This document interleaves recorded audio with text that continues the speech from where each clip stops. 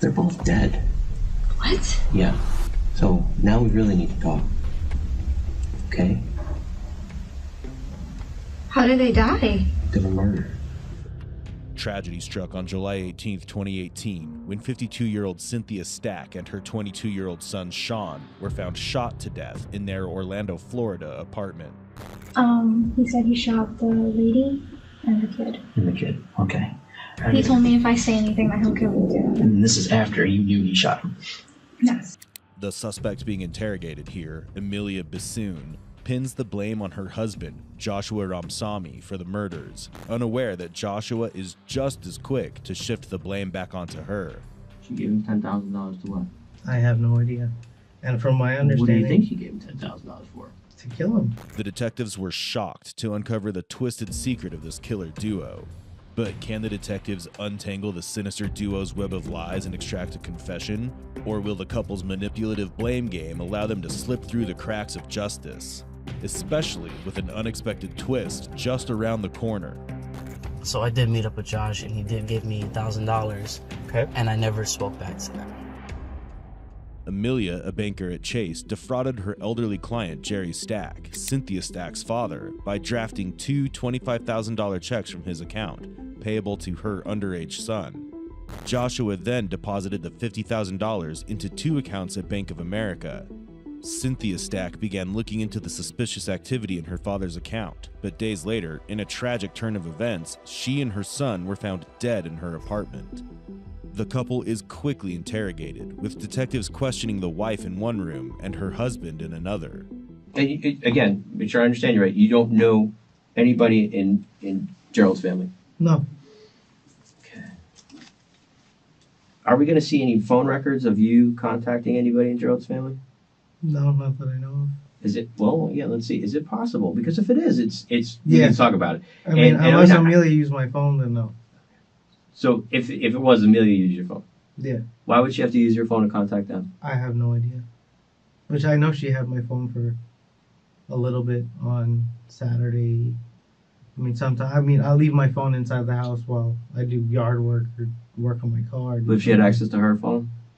Yes. So I guess I'm trying to... Now, again, is this something where we want to say that... do we want to... Josh, listen. Mm-hmm. We're here for something very, very serious, okay? Okay. And you have to understand something, okay? Mm-hmm. Your answers just aren't making any sense, all right? We've been doing this for a little bit. We know... We've been doing this for a while, okay? Okay. You seem like a very good guy. The little bit I'm talking to you, you're respectful and you're nice. And you got to understand, sometimes we have more answers than you know. Yeah. All right? We've asked you questions to see where you're at, Mm-hmm. okay? If there's anything that you think we need to know, I mean, now's the time to tell us, okay? There's probably a little bit more to this story, the whole thing. $50,000 is a lot of money. Yeah. Okay? And, you have to be wondering why I'm asking about that. See, that's the funny thing. You haven't asked me yet. Like, why am I asking about that, right? There's a lot going on here, okay? Okay. And I need to understand from you Mm-hmm. where you were at, okay, in this whole thing. And you gotta understand that right now, you being honest with us Mm-hmm. is the best thing in the world, okay? We're your best friends here, okay? Okay. You have to be able to explain your actions and what you did. And if we can't understand that, then it looks really bad. Yeah. Okay? Let's walk through this a little bit, okay? Mhm. What are we missing? Nothing that I know of. I mean, told you guys where I was, what I was doing. I mean, you could check our phone records too. We've been fighting for a long time. Well, explain this to me, okay? Mhm. How is it that you wound up at Cynthia's house, Cynthia's apartment over on Jefferson? Because I have eyewitnesses that put you there. That I ended up there. You're very... Listen, let's... You have kind of a distinct look. You Mhm. understand what I'm saying? And you have a distinct car. Well, not a distinct car. I should take that back. But I think it's telling that you said it was maroon. All right, because that's an eyewitness describes it as a maroon Nissan Altima with a guy that's your height, hair parted, 2 earrings, everything. You're there. Okay, I have no question about that. All right. So what we're trying to understand is why you were there. Why were you at Cynthia's place? And again, I was never at her place. okay. All right. And I don't even know where she. Like I said, I don't know anything about Gerald's family. Nothing. And you were never at his house either. No. Joshua flatly denies being at Cynthia's apartment, unaware that detectives are already onto his lie. What he reveals next, however, is a twist no one saw coming. You know we were there when you went there with the notary. We have that document. Yeah. Well, I never physically met him. Okay, you were in his house. You understand what I'm saying? Mm-hmm. But Cynthia, I was never at her house. Listen to me. You have to understand something, okay? Mm-hmm. I'm sure you're probably scared right now, all right? Because you're not somebody that gets in trouble. Yeah. Right? Okay? You have to understand, like I said, there's two sides to every story. All right? The eyewitness has no reason to lie. Correct. Okay? And there's no point in that, okay? So, you were there. Well, I need to know why you were there. You understand what I'm saying? If there's some innocent reason, I need to know. But I need to know why. So, why did you go there? Did you go there to tell them that you were going to pay him back? No. Okay. Can we clear this whole thing out? What's up? Okay. So, Amelia was freaking out. Mm-hmm. Long story short, I did chuck my gun over the bridge. Mm-hmm. Simple as that. Okay. Tell me about that. She sent somebody, I don't know who she sent, to go to either talk to them. I don't know if it was the same day or same night, but after that I went to Alchemy and talked, Who did she send? Wait a minute. Hold on. So you were there. Was Yeah. somebody else with you? No, I was by myself. So after you left, she sent somebody else over there? Is that I what you're don't telling me? know. Because I know she was saying before, like, oh, What day were you there? that was on Tuesday. I went there at 3:30 on Tuesday to talk to her. 3:30 in the afternoon. Mm-hmm. Or 4 o'clock. And how long did you stay for? I mean, maybe, I honestly don't remember. It was quite a period of time. Yeah. Why were you there so long? Just to talk to her, just to see how. Did you go inside? Yeah, I actually sat down and talked to her. Mm-hmm. And Who's her? to the lady, Cynthia. Was anybody else in the house? I think the same kid, Sean. And how did the conversation go? And I told her I found out about it. I talked to her, and then I guess I left maybe, I don't know, right before I went to 11 something, right before I went to Alchemy. Mm-hmm. And from what I understand, that was it. So if I'm understanding you right, you're saying Amelia is the one that talked to somebody to take Mhm. care of them? Yeah, and I don't Why? know. I have no idea. Well, I mean, how do you know that? Well, there was a kid that came to our house. What's his name? Jay something. I don't know his phone. I've seen him once at my house, and that was it. And that was for Amelia's birthday party. Okay. And she told me, how she's gonna talk to him to talk to her, to stay away from her. And I was like, it's not making sense, Like, what's going on, or whatever. And then I went there, talked to the lady, talked to her son, How do we find this guy? find who? This person that she talked to. Oh, how do you find him? Yeah. I can give you. I think I have his phone number. Okay. It's some guy Phone that. number? It's some. I know his name is Jay Persad or something like that. Okay. And Because okay, he well, said, explain this to me. How does this go? Okay, so I'm trying to understand this. So Amelia's so scared about this and worried about this, and you explain to me. So who kept on calling her and wouldn't leave her alone? I think it was the same Cynthia lady. I didn't ask any questions. She said, "Oh, somebody keeps calling me." She said one of Gerald's families. I said, "Okay, that's fine. Maybe it's Gerald's son, because Gerald's son stole money from her." I heard about before. that. Yeah. And I was like, "Okay, fine." But then, I think then some kid came to our house like 11 o'clock at night, and I was like, "What's going on?" And I know she gave him some money or something like that. And then he texted me about money, and I'm like, "What are you talking?" Mm-hmm. She gave him $10,000 to what? I have no idea. And from my What do understanding, you think she gave him $10,000 for? to kill him or something. I don't know. In a desperate attempt to save himself, Joshua shifts all blame to his wife, claiming she hired someone to commit the murders, hoping this might reduce his role as an accessory. But he doesn't realize that detectives have already heard the truth from the alleged hitman, Jay Prasad. She calls me on Snapchat, and she's like, I told you last night I needed you to find a guy to scare the woman. So I'm like, wait. So now I remember some things, and I'm like trying to figure out some stuff. So then that's when she further explained to me, she's like, I'm gonna go to jail on Monday, so I need to, like send her a message, scare her or something. And that's kind of when I was like, whoa. Okay. What the What did she get into, Okay. And that's when now I'm knowing everything. Like when she's telling me to look for the people, they can't miss her, they, let me know when you're ready. I have the address. They can't miss her. She's a fat white woman, something like that. So she said she had the address. Mm-hmm. Did she ever give you the address? No. Okay. What was she offering you for this? She said that how she has money and she just wants to get rid of this problem. She just has money to pay. And I was like, this is not a movie that, just because you have money, things can just disappear like that, Mm-hmm. How much money did she say she had to give you? She didn't tell me an amount. She just said, I have money. Again, I think what we're seeing is two people that have made some bad decisions. Okay. Now, are you saying that Jay was the one who did this? I don't know. You don't know.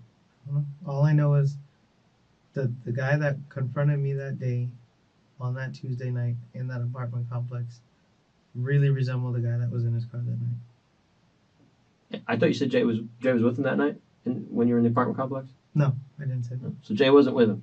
Yeah, that guy was by himself. He said they were watching me. All right. Is it your understanding when you met with Jay over there and these pills and these money was exchanged that it was for him taking care of this situation? Yeah. Okay, so you knew that. Yeah, I knew that. But you're saying that it was Amelia that was giving him this, but the pills are yours. Yeah, the pills are mine. I told him. He told me, hey, he had something happen. He said he was on medication. He ran out. I said, I don't use mine. I haven't used mine for X amount of months. So what did you, when you gave him the pills and that money that night in the parking lot, what did you expect to happen after that? I expected he was going to get some type of money back from everything. Once detectives emphasize the seriousness of the situation to Jay, he quickly realizes it's better to save himself as much as he can and comes forward with the truth. The fact of the matter is, these two people that she wanted you to go hire somebody to go scare, they're dead. Yeah. Okay? So you understand how important we are now, right? Not just dead, they were murdered. Murdered. Okay. Okay. So anything that we're asking you, we may already know the answers to, okay? And we just need you to be honest with us because, listen, taking some money to go flip for dope or whatever the hell it is, that's a hell of a stretch to homicide. Two homicides. You understand what I'm saying? Not just one, two. I understand. Okay? So just, let's get it out. If you did some stuff that you weren't supposed to do, I'm not too worried about it. I told you that, okay? But we need to know... Me. You're walking out of this car. Yeah, we're not... Yeah, Unless you tell us that you're the one that did it. Yeah. Once Amelia gave herself up and said that she's going to jail on Monday, it sunk in on me on Friday. I said, she did some old people wrong like this. She has some money. Let me get a little something out of it. Okay. I'm paying bills. It's hard out here. Right. It's Yeah, really you're hard. busting I can't your ass. I can't even pay my phone bill, man. Yeah. So it's tough times. Yep. So I said, I gotta show, if I do talk to someone, I gotta have, from my past experience, I gotta show good, faith. I gotta at least have some kind of money when I'm talking to them, like, hey, like show that I'm serious or something, maybe if I go find someone. So I did meet up with Josh and he did give me $1,000. Okay. And I never spoke back to them. And I have text messages to show and prove where she's like, can't believe you did me like that. We've seen him. So that's why we kind of figured that that's what happened. Where did you meet up with Josh? It was a CVS, I believe. Was it CVS? And he gave you $1,000? Yeah. Okay. Yeah. You think he kind of took your money and took off? I have no idea. Well, I mean, that's kind of what it sounds Yeah. like. I think I have a very clear picture of what happened now. Yeah. He scammed you. Listen, I'll be honest with you guys. This is what I think happened. I think you guys were trying to get out of this situation. That's one way you saw to do it. He scammed you out of money. And at that point, you had no choice but to go over there and kill these two people. So, I mean, that's exactly applying the fact that I've done this job for 27 years and just common sense to it, and the whole story about you tossing the gun in Daytona, all of that.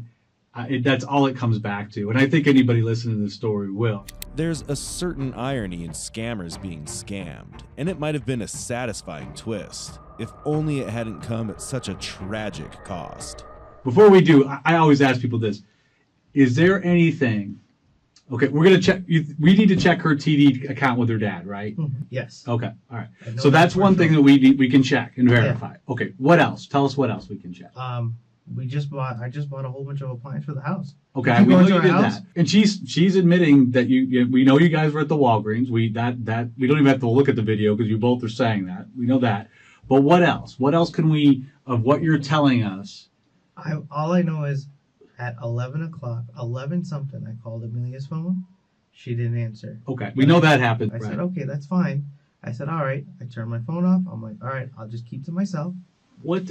So, I probably asked you this already, Josh. But when did you hear about this murder? About these people being killed? Maybe, I think Wednesday. Not even. I didn't even really. Probably Thursday. Okay. Did you see their pictures or figure out who they were? I saw the pictures and I was like, holy. And what did you think? I was like, what the hell is going on? Okay. Did you ask your wife about what happened? I didn't ask her anything. Why not? I mean, to me, that would seem like a natural thing. For me, well, I asked her, hey, did you talk to Cynthia? And she didn't answer me. And she said, oh, she's supposed to call me on Friday. And that's what she said. And I know she talked to Cynthia on the phone. Did it ever come up that Jay Prasad had gone over there and killed them? Did you ever talk with your wife about No, who? I didn't. No, I Did didn't. your wife? Did you and your wife ever talk about who may have killed these two people? No, I told her. I remember, I said, you talked to Jay. Did he talk back to you? Has Jay talked back to you? And I told her I blocked him on Snapchat. I was like, I don't know what's going on. And I said, you could check my phone. I have him blocked on Snapchat. I think she still has him as a friend, so I don't know if they've talked after that or anything like that. I just know for me, I blocked him, and I haven't talked back to him. Did you ever tell your wife that you killed these two people, and if she said anything, you would kill her No, and her whole family? no. Joshua clings to his improbable story, while his wife offers a conflicting account, giving the detective every opportunity to play them against each other. Are you scared of Josh? No. If he did something wrong that put your son and your son's future and your future in jeopardy, would you tell us about it? Of course. Okay. Did Josh put you up to this? No. Well, this is the stuff we need to know. Listen, if he put you up to it, he put you up to it. That's okay. We need to know these things, though. Again, like Detective Murphy said, I think you're kind of at this crossroads right now, okay? You've got Josh, who you probably love, and he's your husband, okay? But you also have Julian. And you got to picture that little boy. You got to picture not being able to watch him grow up. Think about that for a second. Think about being put somewhere very far away from him, and the only way you're going to have contact with him is through letters. You're going to get pictures in jail, in prison, of your little boy growing up. That's your future. He's going to grow up with his grandparents, maybe? Who knows? Maybe Matthew's grandparents, maybe Matthew's parents, maybe somebody else will try and take him away from them. I'm not saying that's what's going to happen. No, we're not saying we're going to take your kids away from you, okay? Now's the time, all right? So you got to start thinking long and hard who you have loyalty to. If Josh screwed up, he screwed up. That's not on you. And anything you know about that, we need to know about. He messed this up. He did this. He did this. And I don't want to go in there and have him tell me that you told him to go do it. You understand this? This whole thing. I'm talking about everything. We can't do this anymore. Now's the time. Tell us what he did. So you can look at your son and say, I did the right thing in the end. Like Jay, Amelia is made aware of the severity of the situation, and she too decides to come clean to protect herself. They're both dead. What? Yeah. They're dead. So now we really need to talk. Okay? How did they die? They were murdered. Think about the ramifications about being involved in a first-degree murder. Yeah. All right, so let's start from the beginning. Let's start not from the fraud, but when he decided he was going over there, what happened? Well, she started, she called me before, but she started calling me. And then he wanted to know why she was contacting me, what she was calling me about. So I let her know she wanted to know. She went with her dad to the bank and she looked at the transaction history and she wanted to know what the checks were. So I can't tell her much. And then he's over my shoulder listening to my conversations with her. And he's just like, I'll take care of it. Don't worry about it. I'll take care of it. And I was like, let me talk to her, because she told me that you're young, that if you made a mistake, I'll work with you. And I told him that, and he's just like, you're stupid. Like, you're stupid to believe her. And I'm just like, you're stupid for this whole situation. I would have never been in this situation if you didn't make me do what I'm doing. Let me talk to her. Like, let me tell her the truth. Let me tell her that I put these checks in my son's name, and that if she needs you to pay the money back, we'll give her the money. Money is a monetary thing. We can give it back to her. Especially if she's saying that she'll work with me. She understands this, I'm young. She says she's been through the same situation before. He just wasn't having it. He didn't want me to talk to her. He didn't want me to contact her. And who are we talking about, her? The guy's daughter. You know her name? Cynthia. Cindy. She's on the call her Cindy. And he knew who Cindy was? Only because of the conversations that me and her were having. Okay, go ahead, I'm sorry. So he took her phone number and he called her. And I don't know the severity of their conversation. But the next day he went and he bought a gun. Then that's another reason why we fought as well, because why are you buying? Because he shot himself in the leg recently in December. So I just don't want a gun around me. I don't want it in my house. I don't want it nowhere. I let her know that, Friday, if you want to give me a call back, I'll let you know the severity of the situation and kind of what's going on with the checks. I don't know if it was Tuesday or Wednesday. He called out of work. And he said that I'm going to take care of things. Amelia's version led detectives to understand the complexity of the case better. The confession that came next from her was nothing short of shocking. Everything's as normal for me because I don't know the severity of what's going on or the situation. So he buys this gun within a day and then destroys it in about 24 hours. He bought it and destroyed it. He's destroying it in process, I'm guessing. Where did you buy it at? I have no clue. I think he bought it at a pawn shop. Okay. When did you become aware that he was involved in the murder? Well, I didn't know what happened. I just stopped hearing from her. And then when I said something about, can I call her? He told me no. And then he got really mad at me, and he was like, if you say something, I'm going to kill you. Okay, he's not going to say that unless he told you about the murder. That's the part that's so when did he tell you about the murder? Sweetie, you got to let this go. You can't. Anything you hold back is not going to look good. You've got to just tell it. It hurts. It's scary. I understand that. But not talking is worse for you than talking. You've got to talk. Let me ask you a question. Were you there when he killed him? No. Then why are you not talking? Who cares what he did? Because I'm scared. I'm telling you, you need to be scared about not telling the full truth. If I talk, I'm not going to jail for this? You're going to jail for the fraud. Yeah. Okay, fine. Yeah. Were you there? Did you? Let's go back to that question. Okay. When did he tell you that he killed him? He didn't tell me he killed him. He said I handled the situation. Did he describe how, what? He never physically said, what he did or if anything was done. Did he say he shot him? Well, I'm guessing he had his gun, so. Don't guess. Did he tell you that he shot him? Yes. He said he shot him. Mm-hmm. Where did he go? Oh, I don't know. He didn't say anything. But he said he shot him. Yeah. Who did he say he shot? He said he shot the lady and the kid. Okay. And then after that's when he put his clothes in a bag and then took the gun and left. He put everything in a clear. So he knew he killed him. Who? You knew he killed him. Yeah. Okay. And he His said, his defense is going to be, it was your idea. So this is something you need to get out from under this, because I mean, obviously he ain't gonna do anything but to protect himself. of course. All right. So when did you know he was going to go over there and shoot him? When I got home for lunch the day before. The day before, you knew he was going over to shoot him. Why? Why? How did you know? Oh, he told me. He said, "I'm gonna go shoot him." He didn't say that. He said, I'm going to handle the situation. Okay, but did he mention the word shooting? No. Okay, did he have the gun and say, "I'm gonna go handle the situation"? What makes you think he was going over there to shoot him prior to it happening? Well, I mean, why purchase a gun the day before and then say that you're going over there? That was kind of like where I was confused at.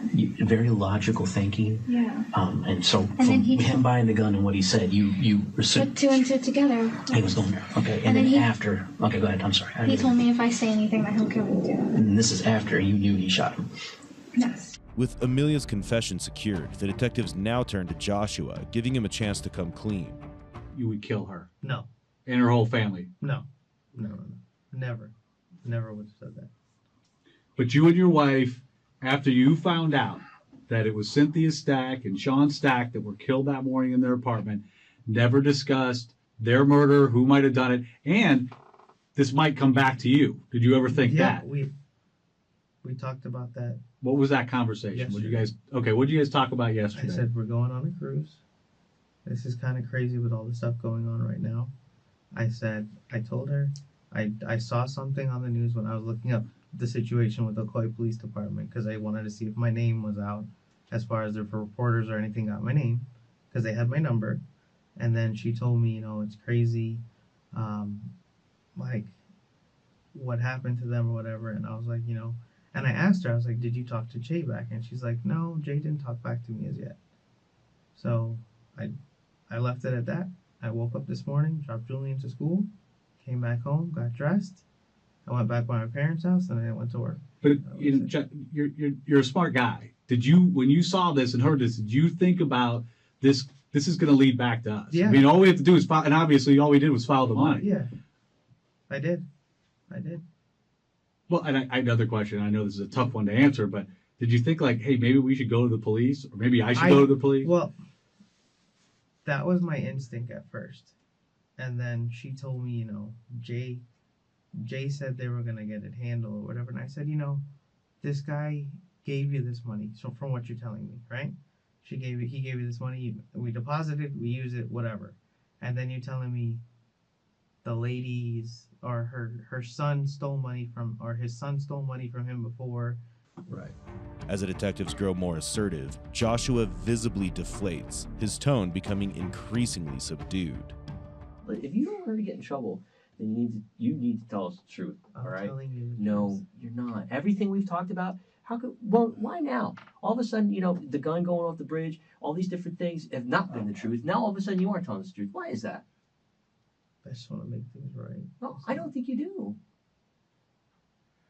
Josh, I think you shot and killed these people. Yeah. And if that's what happened and you're lying to us, you absolutely are getting your wife, Millie, I know if that's what you call her, that's what happened, then you absolutely are throwing her under the bus. She could have set in motion something and she didn't know what you were going to do. And that's what she's claiming. She's claiming that she didn't know that you were going to do that. But yeah, if you don't want, I would tell you this, if your objective is to not get her in trouble, and what both of us truly believe happened, that you went over there and killed both those people, then you need to tell us the truth about that. No, I didn't. Okay. Yeah, but you conspired to have them killed. Correct. We both. You're fully admitting to that right now. Fully admitting that we paid somebody to kill both of them. What do you think that makes less difference than if you told us admitted to killing them? What do you mean? Well, I mean, you're basically committing. You're I'm an accessory to a murder. Oh, no, it's a little bit more than accessory. I got news for you. Alright. So you basically just admitted to committing a murder. So what difference does it make at this point in time if you go ahead and tell us the truth? Do you understand what I'm saying? That is the truth. Well, no. Again, I mean, no, it just doesn't make any sense. I mean, I think Josh is telling us that's what he's telling us is you've said that, and if we we paid- believe otherwise, which is what we do, Josh, we have to prove it. And you have to understand that this investigation is far from over. I think in the end, this is not going to end well for either of you, Though Joshua insists he doesn't want to implicate his wife, he repeatedly blames her for orchestrating everything, claiming ignorance of the details. You know, and it's more problems. You guys are having arguments. Monday. Yeah, and you guys are having arguments about this again because, you know, both of you are into this, you know, and you're scared and you don't want to get in trouble and she's not letting up, you know. And so the next thing you know, Tuesday, you know, at first you said to us, you said, I got mad, I left, I went, I drove around for a little bit, I turned my phone off because I didn't want to deal with her, but yet I called her 11 o'clock at night. Okay, so that's what we're going to go with. I called her 11 o'clock at night, just, I don't know why, and you said you wanted to go home, but then you drove all the way out to Daytona, you threw your gun off the bridge, and then you came back. First version, okay. Second version is you were mad. We know you guys were arguing about the gun, and we know you guys were arguing about Cindy. We know, right? You're nodding your head, yes. Okay, so you're arguing about Cindy. And, you know, at some point in time, it's just there's so many disconnects here. It's like, well, okay, we paid this guy Jay to get us to sell drugs for us, to get us more money to give to her, or we paid this guy Jay to go take care of it. One of the two we just don't know. However, either way, it doesn't make a lot of sense for you to go over there that day. You understand what I'm saying? But at first it was like, I don't know where I went. I just drove around. But now we know, after we confronted you with what we knew, you know, oh yeah, I was there. Okay, so that's awful convenient, isn't it? And it's awful convenient that your phone is off when it seems like you really aren't having that much of a problem with Amelia. You know, you wanted to talk to her. You tried to talk to her that night. I think you even sat here and said, I tried to call her to tell her what was going on, I think is what you said when you got back in the car and you were vaping. So, you know, you're nodding your head, yeah. So that's not somebody who's having a problem with somebody who doesn't want to talk. You know what that means? That somebody turns their phone off because they don't want people to know where they're at, okay? You know, listen, I could watch TV too and know if I turn my phone off, they don't know where I am. So that's very easy to explain, okay? So your phone is off. No, so your phone is off. And then you go and you went over the Alchemy Lounge and you probably got pissed off thinking about it even more. And then, you know what? At some point in time, guess what? You go back over there. And you know what? You can shake your head no all you want, but again, it doesn't make sense why you. So this is what I'm trying to explain to you. You need to sit and think about this, okay? You need to think about it. And this is what people are going to hear, and people are going to go, he's not telling the truth, all right? The fact of the matter is this Jay guy just didn't come out of nowhere. He came out as somebody that was going to try and sell pills for you and get you money. And I think that what that shows is, that I believe. I'm pretty sure you believe that too. He took your money, and he probably took your money. He took your money with the guys that he was going to buy drugs for you, to sell the drugs for you and give you the money. He was going to take his little cut.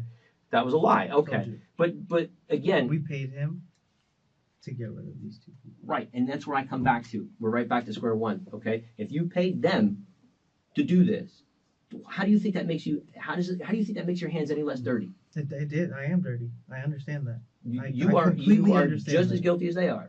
Like Jay and Amelia, Joshua finally admits his guilt, likely hoping for a reduced charge if he can convince the detectives he wasn't the one who pulled the trigger.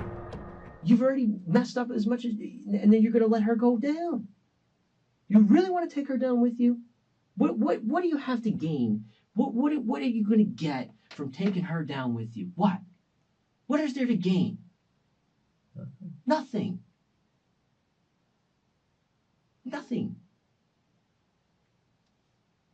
So again, do you think that just by saying that stuff, it's going to go away? No. Okay. Do you expect anybody to believe anything you're saying when everything that we've talked to you about, everything that we've challenged you on, is the only way we've gotten you to tell us anything that's true? I understand that, but I know that your whereabouts are unaccounted for. I got news for you. Your whereabouts are unaccounted for at the time of this homicide. You understand that, right? Yeah. Your phone is off. Your gun is missing. Yeah. Not Jay. And I got news for you. Jay is not going to admit to a murder for you. Josh, I'll give you even more common sense that just occurred to me. Sitting around, what kind of neighborhood do you think that was, having been there for a few hours? What kind of neighborhood is it? Not the best, I guess. Yeah, it's a rough neighborhood. You agree with that? Yeah. No one kicked in this lady's door.